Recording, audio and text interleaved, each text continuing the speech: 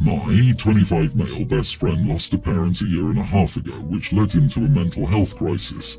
Our friend group has been picking up the pieces ever since. He's doing much better now that he's in therapy, but he's gone through it. What has complicated matters worse is my fiance, 25 female. We've been together only for 2 years, and I proposed a month before Nolan's parents' death. I love her, but she is the definition of a busybody sometimes.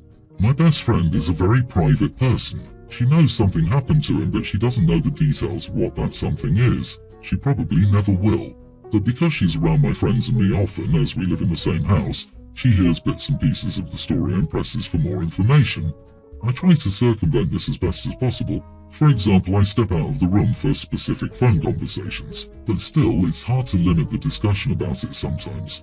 So if we must bring it up and she's around in person, we'll refer to the Nolan situation without giving specifics. Nolan will also stop by my place at night when he can't sleep. This doesn't happen all that often, twice a month. He'll text me or call me saying he's outside and I'll sit with him and maybe smoke a little bit, then he'll head home. I'll wait up until I know he got home safely, then I'll go back to sleep. My fiance hates this. She claims the phone calls always wake her up. They don't. She just sometimes happens to wake up for the bathroom while I'm outside, and that my not being in bed is alarming. This brings us to last night. Nolan stopped by, and when I returned inside, my fiancée said she was putting a stop to it. She said all this sneaking around is making her paranoid. She doesn't feel like she can properly trust me or be a part of my friend group without knowing the details, and that Nolan needs to stop relying on me so much. I told her that no matter whether we were married, dating or whatever, she would never have any ownership over my friend's trauma and that she would never be able to order me around regarding it. I also said her comfort was less important than someone's actual physical well-being. She was obviously hurt by this and went to stay with her mom after work today. It's almost 1 AM and she's not back. Am I the idiot? Edit. She knows Nolan lost a parent. She doesn't know the aftermath beyond the statement he had a mental health crisis. Yes, he has specifically asked me not to tell her. We do not talk about this constantly in front of her. I'm giving examples over the past year and a half. Also, Nolan sees a therapist. He comes to my place to hang out. Here's the thing, man. Your fiancé is going to be the most important person in your life. Your partner.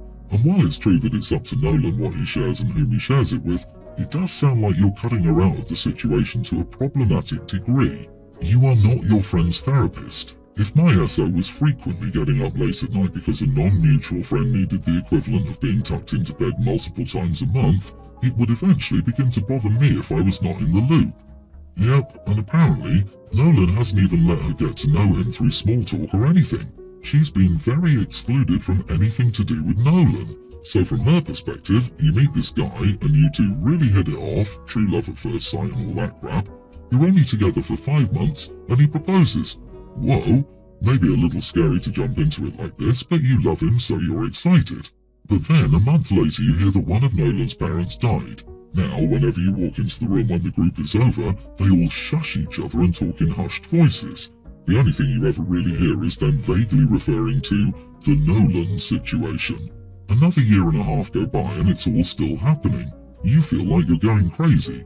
No one will tell you what the heck is happening or why your fiancé keeps sneaking out in the middle of the night. I have anxiety just writing that out.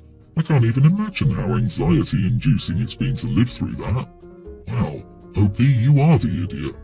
Yeah, stop being a busybody and stop trying to stick your nose in a situation that's only affected your life and relationship for the last 18 months or so. The nerve of some people.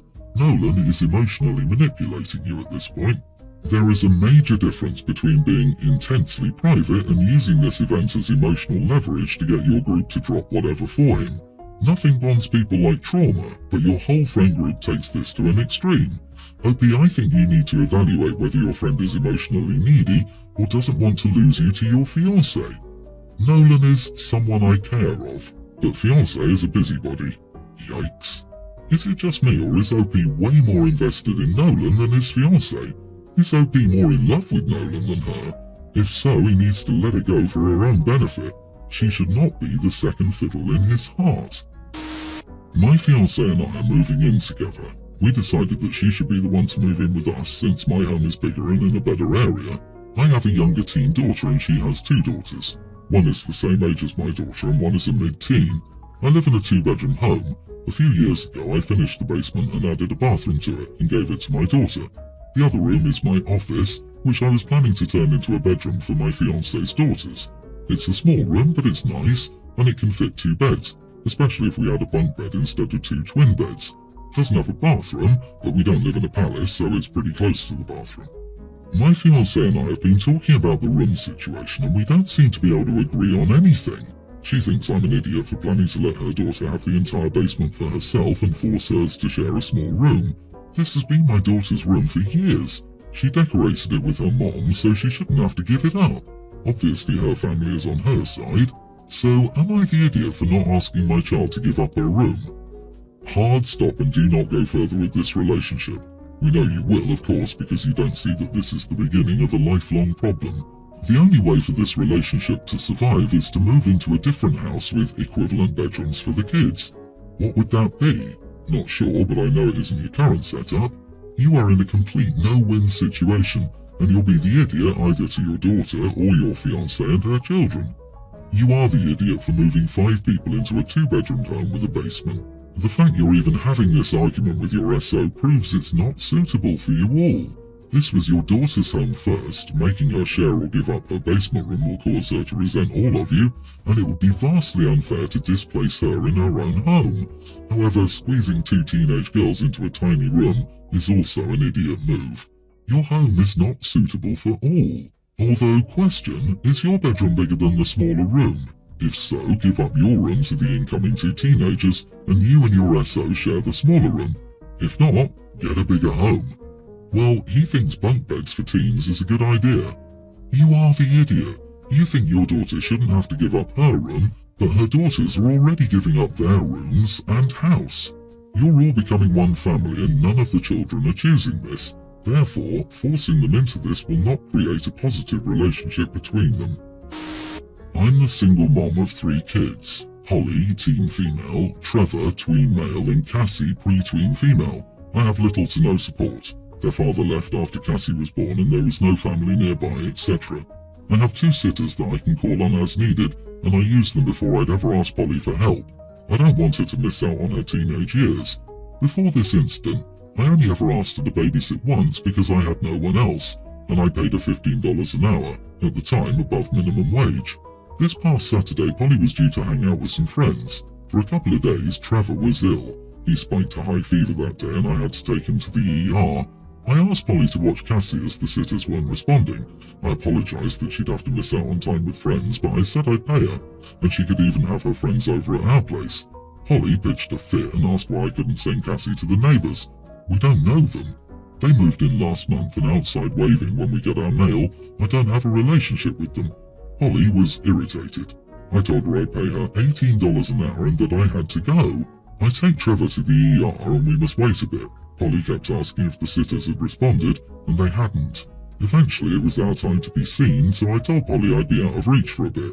It turns out Trevor had a bad case of RSV, and due to pre-existing health problems, had to be admitted for the night. I was terrified. When I called Polly to update her, I heard people talking in the background and said, "Oh, you had your friends come over?" She told me no, she dropped Cassie at the neighbours and went out. I was furious. I told her to go home and get her sister. I then asked for the neighbour's number, but she didn't even ask for it. Which I get teenage logic, but still. At first, Polly refused until I told her she was grounded. I made her FaceTime me when she got home to show that Cassie was with her. Eventually, my mom could make the 2-hour drive down to stay with the girls, but I told her not to let Polly leave the house. The next day, Trevor and I were able to go home. I lectured Polly about what she did and grounded her for 2 weeks. She got mad at me and said that I couldn't expect her to drop her plans. I pointed out I never do, but this was an emergency and her brother was sick. She told me that's not her problem. She's also mad because I won't pay her. I apologised profusely to the neighbour, who said it was okay and that he would have called me, but Polly didn't leave my number either. Polly said I overreacted. Am I the idiot? Not the idiot. This was an extreme emergency situation, and Polly acted selfishly and irresponsibly. As an added bonus, she left a young child with strangers and exposed them to an unknown illness. Also, considering other folks around her were sick, it should be common courtesy and sense not to want to expose her friends as well. She's old enough to comprehend how terrible and dangerous her actions were, but instead doubled down on being petulant. Not my kid, but Polly earned a hefty punishment and consequences. Exactly, I think 2 weeks is not enough of a punishment for this. I'd be livid that my oldest could not be trusted to adequately care for her siblings for such a short amount of time in an emergency. I have no idea what they would need to do, probably do community service in a related area for a while. This might be a good idea. Part of her punishment should be watching documentaries on the dangers of trusting strangers or people you don't know with your kids, especially ones that center around teenagers who dump their siblings off on someone like that. Hopefully, it would open her eyes to the dangers she possibly put her sister in. She doesn't watch true crime stories or she would never have done that. She was irresponsible and deserved to be grounded. I feel for you and I hope you don't have to go through this again. My 45 male stepdaughter, nearly adult, is a phenomenal cook. I'm talking homemade pasta sauces, scratch baking, heck, and sometimes imported seasonings, but she only does it for herself. She's been a fine cook when I ask her to do it for us, but only on rare occasions. When we're all busy and need to do DIY dinner nights and can't all sit around the table, you can smell her homemade garlic pesto or vegan teriyaki stir-fry all over the house, and it gets irritating. We get her ingredients that she uses up quickly and never makes meals to share, and I'm getting annoyed. So I asked her earlier tonight if she would start making dinner for us all more frequently. I didn't say every night, and she got annoyed and mouthy with me, saying she's drowning in schoolwork, her internship, and her commissions, a very talented artist, and can't babysit us because you never learned to cook. She claims her sparse dinner preparations are a treat when she's up to the task and feeling nice, and she can't be expected to come up with something new and fresh every night. She's doing it for herself anyway, so why not for the rest of us? So I told her to just do the dishes and go to her room. She did the dishes and stomped off and hasn't come out since. And my wife thinks I'm the idiot here, but I think I'm in line. She lives under my roof, doesn't pay rent, and is already cooking every night for herself anyway. Am I the idiot? You are the idiot. Why is a minor child cooking every night for herself in the first place? She does have a full-time job, school, plus a part-time job and an internship, and she's a child. Get in the kitchen, dude. She's 17, you're 45. You should be embarrassed. And he has the nerve to say she lives under my roof rent-free and I buy her groceries. Yeah, dude, she's a child. That's how things usually work. Her mom is legally responsible for providing housing, food, etc. for her. You and your wife should take some cooking classes. She clearly does it to fend for herself and has a creative project that satisfies her. You are entitled and rude, and she is absolutely right. It's not her fault you didn't learn basic cooking. Pesto and teriyaki are basic foods that are less than 10 steps. The fact that you would even think she's living there rent-free is sick. You should never have married a person with kids if you thought those children would have to pay you to have a home. You're a grown damn adult. If you cannot make yourself decent sustenance, that is not this young girl's problem. I have a son, 20, who is studying engineering in college and has recently found the study material a little difficult and needs to work on it. A few days ago, he came home from the dorm from the weekend to cool off a little bit. On Sunday, my wife went into my son's room, and I could tell he was a little agitated, trying to work on something he didn't fully understand. My wife tried to console and reason with him, but he raised his voice at her, telling her to leave him alone. Then my wife told him to pack his bags and that he was returning to the dorm, that he couldn't be here if he was going to act like this. My son tried to talk over her to shut her up, but my wife wasn't having any of it, telling him that she wouldn't relent until he either calmed down or packed his stuff and that she would not be held emotionally hostage by my son. Then he started to call her an overbearing witch and all sorts of other nasty names, to which I had to bark at my son and tell him stop right now and that he does not call my wife names or there will be problems if he doesn't de-escalate. She's just doing what she thinks is in his best interest, and he finally relented. Later that evening, my son commented how he chatted with his friends who told them that my wife was in the wrong. Still, I had to say that they don't feed us, they don't pay our bills, they don't know us, and he needs to stop consulting his echo chambers and learn to forgive his mother and forget this. He must respect her for getting him where he is today because she's his mother. He tried to tell me that respect is a two-way street, But I said by that logic, should his mum call him the nasty names that he does to her? Should we call his grandma and tell her to cut his college funding? And what should he do if he finds someone annoying and getting on his nerves? Ignore it, to which he responded with, BS, control your damn wife, and I had to disengage. Since my son went back a couple of nights ago, he's refused to answer our calls and only responds to our texts asking us to apologise. No ifs, ands or buts. He's told his grandma about us threatening to tell her to pull his funding, which she proceeded to give us an earful over and that she'd pay for it no matter what, and called it really sad if we, his parents, would be less proud of him than she is, by even asking to do such a thing. I can't believe he went and told her about this, but now after what she said, I don't know how to feel about this. You are the idiot. Your wife created this whole problem. It sounds like this is not a one-time incident, but something your son has been dealing with his entire life. You were the one who dragged in Grandma's financing of the school, so she had every right to be there. You have two choices. Either apologise or work with your wife to resolve the issue, or accept that you will be no contact with your son for the rest of his life. Came into his room stands out to me. Didn't ask, didn't knock, just let herself in and forced your son to listen and engage even though he wanted to do something else. I have a nagging feeling you need to include info. Does your wife constantly bother your son when he's trying to study? What did she need in his room?